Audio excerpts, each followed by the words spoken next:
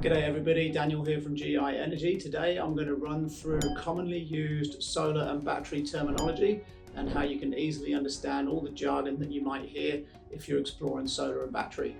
We're going to split it into sections, and in the comments of the video, in the description of the video, we're going to put some chapters there so you can skip through to the terms that you're searching for or just the category that you're searching for and want to understand more about. So the first category that we're going to dive into is just the core solar and battery terms that you might want to understand. First one, solar panel. Solar panel is a panel that goes up on your roof. That's basically what produces energy. So the sun hits the solar panel, produces energy in a DC current, which I'll explain what that means in a minute, and that sends the energy down, and then you can use that energy free from the sun instead of purchasing it from the grid. An inverter is what sits on the wall of your home or business. It takes that energy from your solar panels, comes down in DC, goes into the inverter. The inverter then converts that energy into useful energy for your home and business into 240 volt AC. The solar battery is a battery that will go somewhere close to your switchboard and close to your inverter. The battery is what you can store energy in to use later on. So if you produce energy with your solar panels through your inverter, you can use it. If you're producing more than you need, you can then store it in your battery. Racking is the material that goes on your roof and holds the panels to your roof. It's an aluminium rail with clamps and feet that basically then hold your panels to the roof so they don't blow away in the wind. Going back to inverters, a hybrid inverter is an inverter that you can use with or without a battery. So your inverter without a battery will continue to operate in the way I explained, and if it's a hybrid inverter, you can then plug a battery into that inverter without having to buy any additional charging devices, and it will then act as a battery charger as well. Just a note on that one, not all hybrid inverters work with all batteries, so you do have to have compatibility there between the hybrid inverter and the battery that you choose. Microinverters are different again. A microinverter will go up on the roof with your solar panels, and it will actually convert the energy on the roof from DC to AC and then send it down into your home that way. Optimizers are different again. So optimizers are similar to a microinverter in the sense that it's a small device that sits on the back of the panel, but an optimizer doesn't convert the energy on your roof, it just helps optimize for shade. So if you had a really complex install, optimizers might be handy if you needed a single panel in one location or two panels in one location, where then a traditional inverter doesn't really work with that design. So a traditional inverter is called a string inverter. And a string inverter basically means that you need to have a string of panels connected together for that inverter to work properly. So you might have to have 5, 6, 7 panels all connected together, wired up in series, and that then goes down into the inverter in a string configuration, and that's how a string inverter works compared to a microinverter. Smart meter, also known as a consumption meter or an export meter, is another device that goes in your switchboard that's used to measure the consumption in your home or business.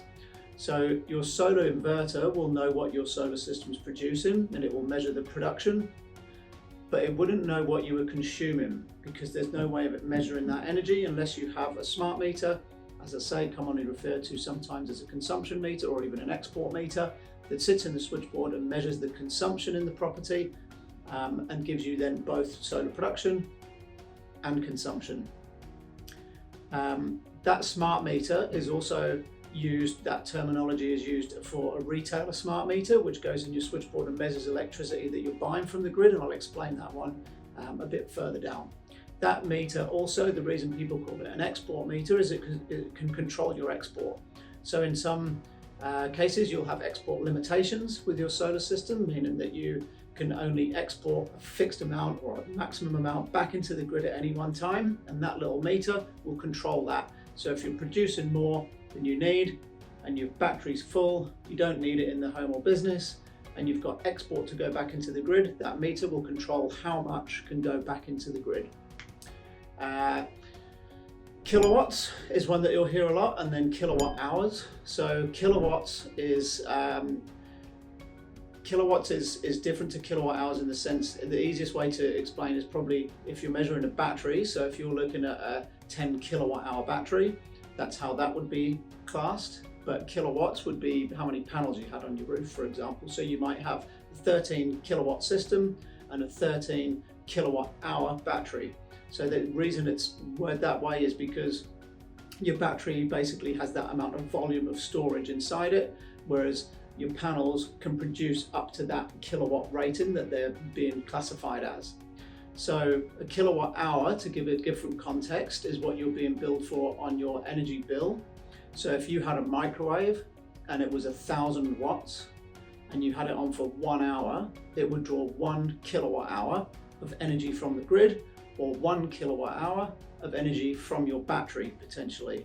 A solar system might be 13 kilowatts of solar, but it wouldn't always produce 13 kilowatt hours because it's obviously dynamic in terms of the sun coming and going and in real time. But if it was peaking for 1 hour and it was a 13 kilowatt inverter, 13 kilowatts of panels, and it was absolutely peaking and maxing out for 1 whole hour, then you would get 13 kilowatt hours of usable energy from that 13 kilowatt system. Rebate is another word that you're going to hear a lot, and that ties in with small scale technology certificates, so I'll do those both at the same time. A rebate is basically money that you get back for purchasing something. So in this context, the rebate is always government initiated and typically in the form of STCs. So an STC is a small scale technology certificate. That's basically the rebate that you get from the federal government if you're installing solar panels or an inverter. There are sometimes state rebates as well that come and go. I won't go into those now, but the STCs are the main one. For solar panels, they've been around for a very long time. For batteries, they've only been around since the 1st of July 2025. And both of those two rebates are being phased out by 2030, meaning at the end of every calendar year, they get reduced. So if you install your solar and battery system on the 31st of December, you'll get more than someone installing it on the 1st of January the next year. So they apply for both solar and for battery independently. You can claim the panels by themselves, and then the batteries, if you've got an existing solar system, you can put your batteries in and claim your battery STCs there as well. Monitoring is probably the final one that I'll do on the core system topics before we go into specifics. So monitoring an app basically just means that you can monitor your solar and battery system. So once the system's installed, you can get it online, and then you can typically download an app from the inverter and battery manufacturer that will show you how much energy your solar system is producing. If you've got a consumption meter, or as we said, sometimes called a smart meter, then you'll also be able to measure how you're using energy in the premises. So the app or the desktop version of that will give you all of the feedback to let you know how your system's operating. If there's an issue or a fault, it will typically email you as well, and then you'll have an error code that you can then go to your installer and talk to about getting resolved. So they're the core ones. The next ones we're going to move on to are the battery specific terms. First one I'm going to talk about here is the usable capacity. Usable capacity basically means how much energy in that battery you can actually use in the real world.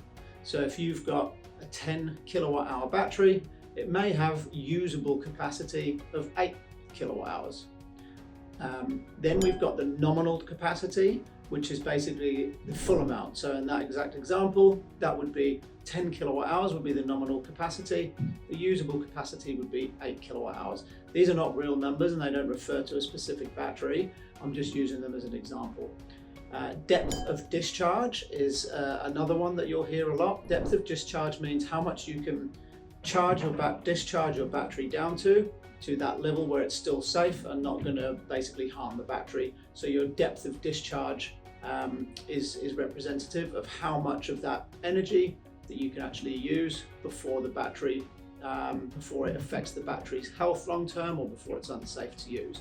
So some batteries will have different levels of percentage there, and that's one that's obviously very commonly thrown around as well. State of charge is typically in a percentage value, and that just means how much is in the battery. So if you've got a 90% state of charge, that would mean that you've basically got 90% of your usable energy in the battery, and there's still 10% that you could fill up with solar or with grid power. Round trip efficiency is a little bit of a less commonly used one, but basically just means how much energy you can actually use, how much energy you can get out of your battery compared to how much you've put in. So there's always some losses with anything electrical and anything solar related, and the round trip efficiency is basically just means how much of that energy you're actually getting to use from putting in to taking out because of those losses.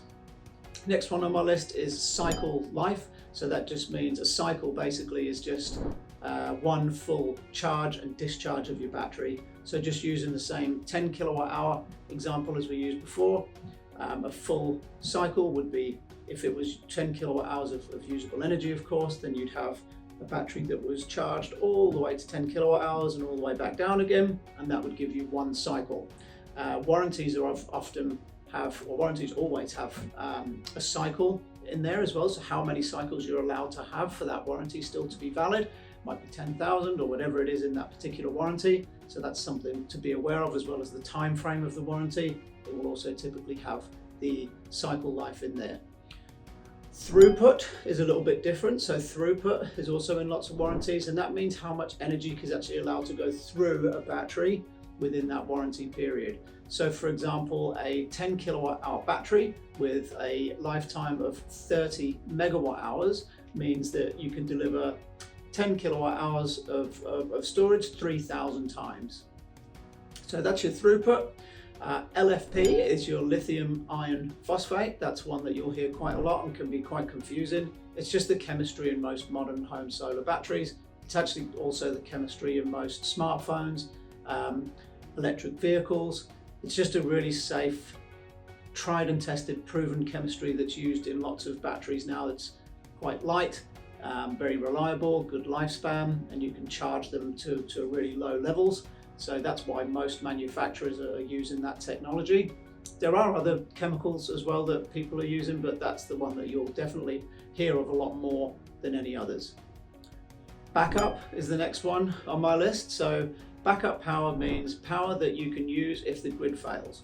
So if someone said to you, I want to back up my lighting circuit, I want to back up my power points, they're two of the obviously main ones, security systems, things like that that are quite important. That just means that they want those backed up. So when the grid fails, if there's a power cut, the battery kicks in and backs up those circuits.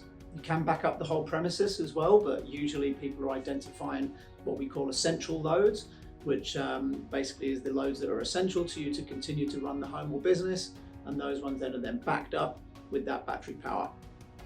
Black start ties in with the backup. So black start means, let's say there was a cyclone and you lost power at 2 p.m. in the afternoon and it was out for 3 days. You'd get through obviously from 2 p.m. through till the morning. If the cyclone has passed and the sun comes up, it would then mean that your panels would be active again, and if your inverter and battery have the ability to black start, it would mean that even if the grid power hadn't come back yet, you'd still charge your battery back up with your solar panels. So black start basically means that you can charge your battery with your solar panels throughout that 3-day blackout without the grid returning. Not all batteries do that, so that's something to be really cautious of. We've had lots of people come to us that don't realise that their battery that they've had installed by someone else doesn't have that ability. Obviously when the power's cut and it is for an extended period, it's not a very nice time to find out that you don't have that ability. So not all backup is created equal, and that black start capability is quite an important one that doesn't probably get spoken about enough in that quotation process. Modular is another one that we get used a lot for batteries. So modular basically just means that your battery is designed in a modular fashion so that you've got different modules that essentially clip into each other. You might have for example, an 8 kilowatt hour module. So if you had 4 of those, you've then got 8, 16, 24, 32 kilowatt hours of complete storage. Could be a 5 kilowatt hour module, some are still 3.2 kilowatt hours. They vary from manufacturer to manufacturer, but it means that they're modular so that if you put in 2 8 kilowatt hour modules and you had 16 kilowatt hours of storage, a year goes by, you've now got an electric vehicle, maybe someone else has moved into the home, or you've had a pool put in and you need more storage, you can then get another one of those 8 kilowatt hour modules and basically build it like Lego bricks as you go. Not all batteries are modular, so if you do want something that can be future-proofed, it might be worthwhile exploring those modular options. Just bearing in mind that things change over the years.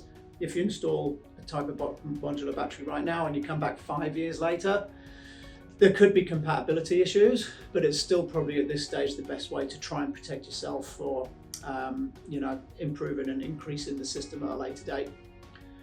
AC coupled is one that we throw around a lot, and then DC coupled is the other one. So when we're talking about batteries, AC and DC coupled just means the way that we connect the battery to the existing infrastructure. A DC coupled battery would typically work with a hybrid inverter. So it would mean that you're connecting your battery on the DC side rather than on the AC side. Remembering that AC power is basically the same as what comes from the grid, 240 volt AC. So an AC coupled battery would then therefore plug into the AC side. So if you had a normal inverter that wasn't hybrid, you can basically put any AC coupled battery onto that inverter because it's just 240 volt coming from the grid, and it's just plugging in the same as grid power would basically. So compatibility wouldn't be a drama. Whereas with DC coupled, you have to have the right hybrid inverter with the right battery, and then it's coupled on the DC side of the connection. Next one was the retrofit. So retrofit battery is when you've already got solar installed and you're putting a battery onto the existing system. So that could be an AC or a DC coupled depending on what your existing infrastructure is. But when someone says to you, I want a retrofit battery, or do you need a retrofit battery? It just means that you need one to go and fit in with the existing system that you've got there. The next one is fire rated barrier. So this is just a barrier that has to be installed behind, sometimes above the battery, depending on where it's going. So an easy example is if you've got a battery that's in a garage and behind that garage is a bedroom, you would need to then put a sheet behind and to the side and above the battery to certain distances to tick the box for electrical safety standards. That's normally something that your installer who is installing the battery will do for you. It's not a difficult thing to do, it's just part of the standards. Obviously they're for safety reasons. So if you hear fire rated barrier, don't think that you need to knock a wall down and rebuild or anything like that. It is basically just a fairly quick and easy and very cost effective thing to do to make sure that we're ticking the electrical safety standards there. Last one in the battery section before we move on is just clearance requirements. So again, for safety, there's clearance requirements. So if you've got a battery, again, let's just say it's going in the garage, typically, and this changes from battery to battery and it changes depending on where things are, which I won't go into a great length of detail, but then you have to have a certain amount of clearance either side and above batteries depending on the environment. So you might have to have 600 mil clearance on the working side of a battery, for example, potentially 600 mil on the other side, and then clearance above as well, again, depending on which rooms are there and windows and doors and stuff like that. So the clearance just means how much space you need around the battery based on the the manufacturer's guidelines, but also the current safety standards around battery installs. The next one I'm going to talk about is just tariffs and grid terminology. So basically how to read your power bill. If you've already got solar installed, you may have heard of a feed-in tariff, or FIT, it's often abbreviated to. A feed-in tariff is how much money you're going to get paid for excess energy that gets exported into the grid. So you've got your solar panels on your roof producing energy into your inverter, into the premises. If there's a battery there, they'll go into the premises, and then more excess energy then goes into the battery first and then into the grid. There's no battery there, straight into the grid, obviously. It's excess energy that goes into the grid that you get credited for with a feed-in tariff. So the feed-in tariff will fluctuate depending on where you are and who your retailer is. It has dwindled down a lot over the years because there's basically too much energy going back into the grid. So in real terms, the wholesale market doesn't want that energy, and it's actually quite often a negative amount that it's worth in the real world. A traditional retailer, typically you'll still get something for it, but it's very, very low. A time of use tariff is different. So a time of use tariff is nothing to do with solar energy. It's basically just how you get charged for energy at different times of the day. So you may have 2 or even 3 different tariffs in that respect on your power bill. One would be a peak, one would be a shoulder, and one would be an off-peak. That's usually what they're called, and they'd have different rates associated with different times of the day to charge you what is a time of use tariff. A demand charge is another charge that we now get on our bills. Most people get them, some people don't. I'm not sure why sometimes, to be honest. You can have somebody in one house here with the demand charge and somebody next door even without. My assumption is that that's all catching up and everyone will get them eventually. But a demand charge is basically a reading of how much energy you've used in any time. So it's a kilowatt hour charge. So let's say you get home from work, you've got everybody in the house at once, you may have some friends over, air cons are on, ovens on, someone puts the kettle on at the same time as the microwave and the washing machine's on. That's everything basically on in one go. Your energy is going to go like this, just while the kettle's on and the microwave's on. There's going to be a big peak, those two go off, everything else stays on and it dips back down. But it's that peak that matters with your demand charge. So whatever that peak is, let's say it's 10 kilowatts, their energy retailer is going to take that 10 kilowatts and apply a fee to it, and then multiply that fee by every day of the billing period. So if it's $1 and it's a 30-day billing period, then you're going to get charged a $30 demand charge for that period. This is why it's important to try and basically flatten out your demand. And when you're looking at commercial premises, this is obviously a huge problem. Some businesses, their demand charge is higher than their actual kilowatt hour charge. So batteries help with that, but that's what your demand charge is. Meter charge, you'll also see on your bill. So a meter charge is basically the fee that you get charged to have that meter operating in your meter box. So it's separate to your usage charges, and it's a fixed amount, and it gets charged either daily or monthly, depending on the retailer, or even quarterly. But it's separate to your usage. You can't do anything about it. Doesn't matter if you use more or less power. It's that fixed cost. Network fees is similar, sometimes called service fees, and that's basically what you're paying to maintain all the grid infrastructure that's sending you electricity. Again, you don't get charged more or less depending on how much power you're using. They're fixed costs and they'll always be on your bill. They do go up over time, but it doesn't matter if you use less power, you'll still get charged those fixed costs. The only way to alleviate those and to get rid of the meter charges as well is basically to get as much energy back into the grid and sell as much as you can back to build up credits to then offset them. That is a lot more difficult now than it used to be because the feed-in tariff that we talked about a minute ago is really low. This brings me on to my next term, VPP, or virtual power plant.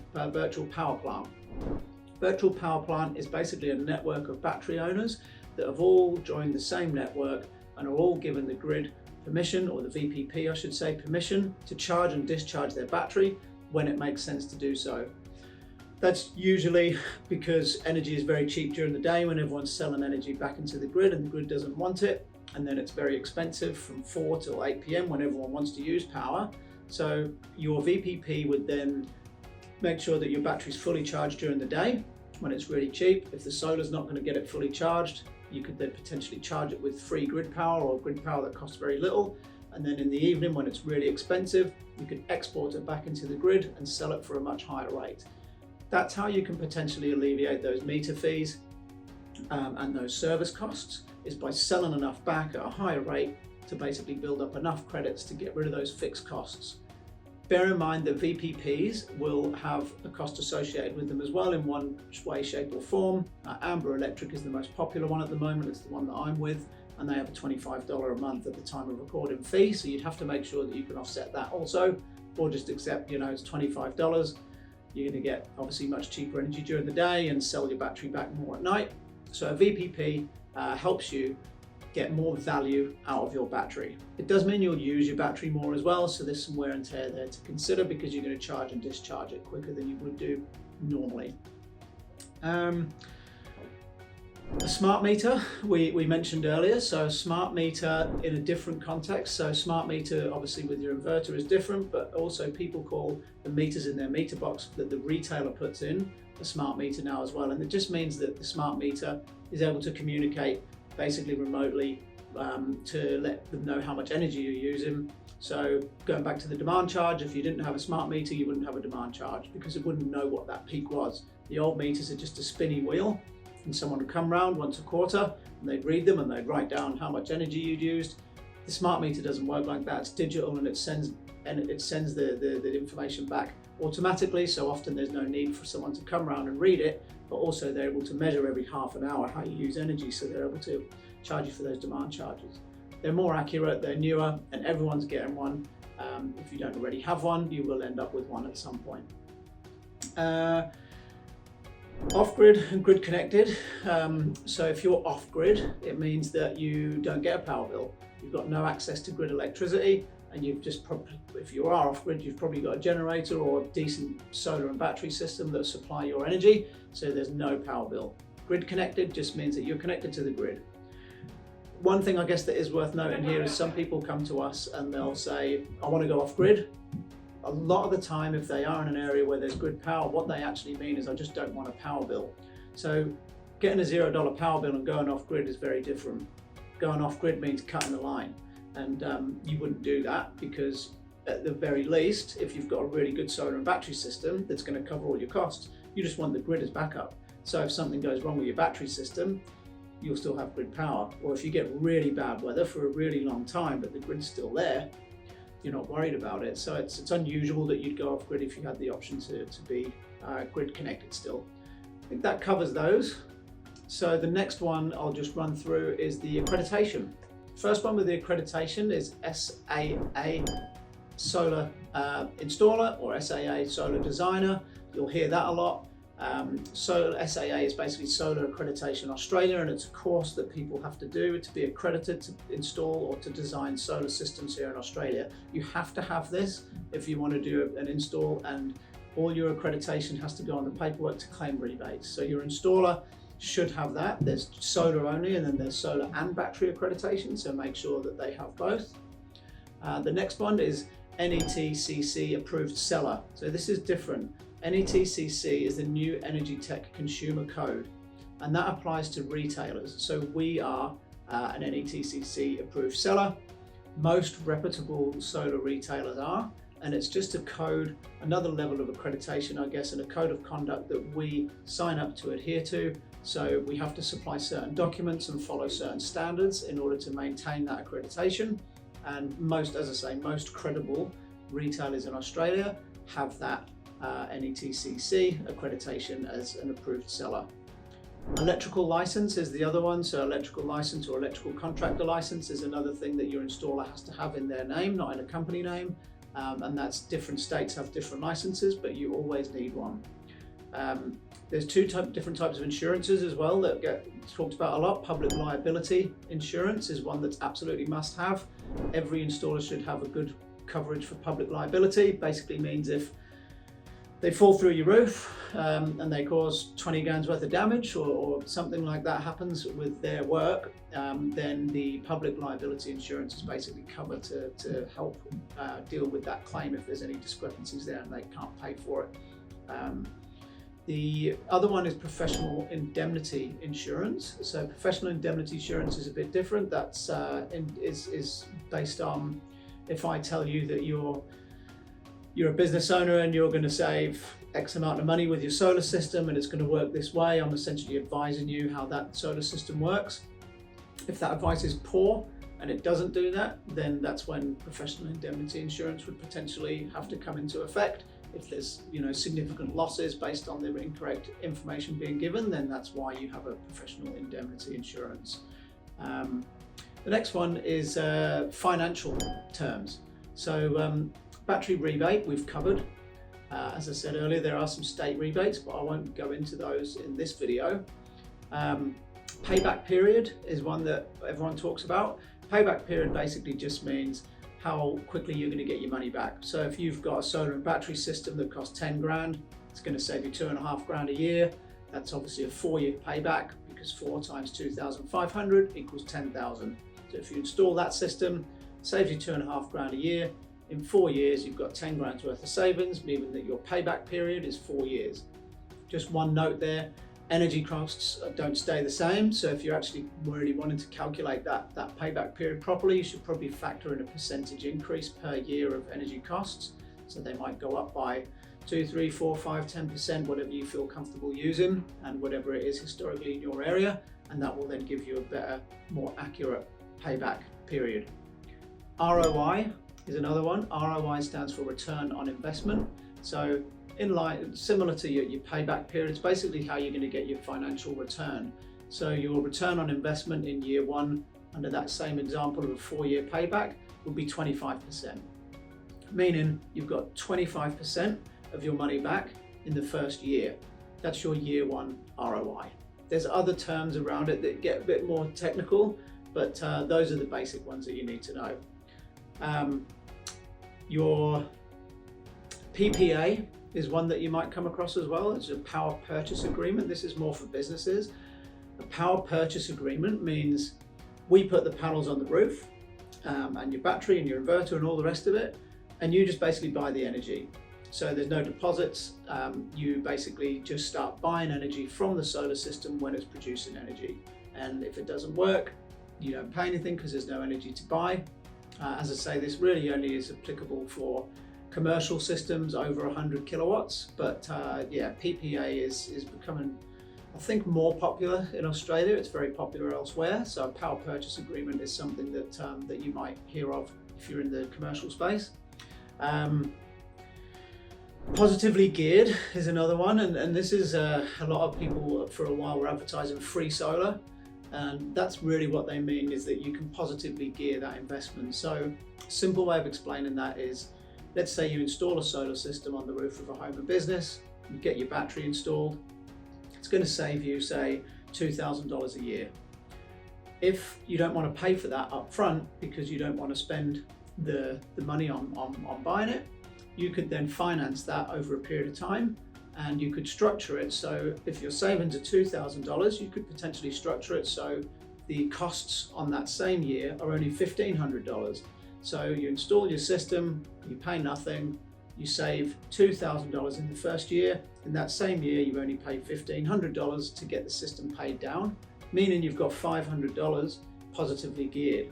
So it doesn't cost anything basically, other than the money that you're saving is being redirected into paying that off. And you might have to do that over 5, 6, 7, 10 years if it's a really big commercial system.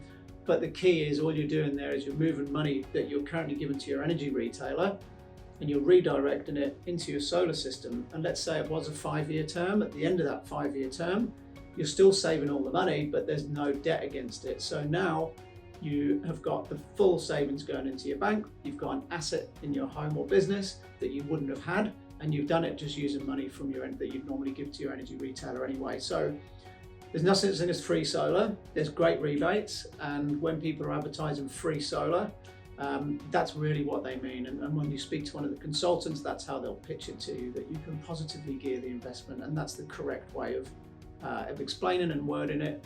As I say, no free solar, there's no such thing, but you can positively gear it, which is pretty good still. If you want to do it that way and you don't want to outlay the capital, or you don't have the capital to outlay, then positively gearing it is a great way to do it.